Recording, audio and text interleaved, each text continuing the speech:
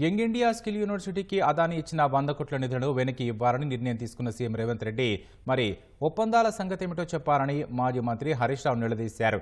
అదాని అవినీతి మీద జేపీసీ వేయాలని రాహుల్ గాంధీ నిలదీస్తున్న సమయంలో దావోస్లో అదానితో చేసుకున్న 12,400 కోట్ల ఒప్పందాల సంగతేంటని ప్రశ్నించారు. అదానికి రాష్ట్రంలోని డిస్కంలను అప్పగించి వాటిని ప్రైవేటీకరించేందుకు చేస్తున్న కుట్రల మాటేమిటన్నారు. ముఖ్యమంత్రి రేవంత్ రెడ్డి అదాని ఇచ్చిన 100 కోట్ల నిధులను తిరస్కరించినట్లు సీఎం వెల్లడించడంపై హరీష్ రావు స్పందించారు. బీఆర్ఎస్ హయాంలో 20,000 మెగావాట్ల థర్మల్ ప్లాంట్ పేరు పెడతామనే ప్రతిపాదనతో అదాని వస్తే మర్యాదపూర్వకంగా కలిసి ఛాయ్ తాగించి పంపించేశామని తెలిపారు.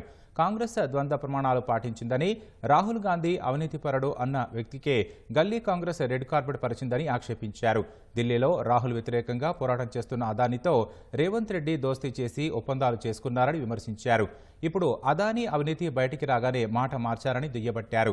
తెలంగాణ రాష్ట్ర ప్రభుత్వం అదానితో చేసుకున్న ఒప్పందాలన్నింటినీ రద్దు చేయాలని డిమాండ్ చేస్తున్నామని వివరించారు.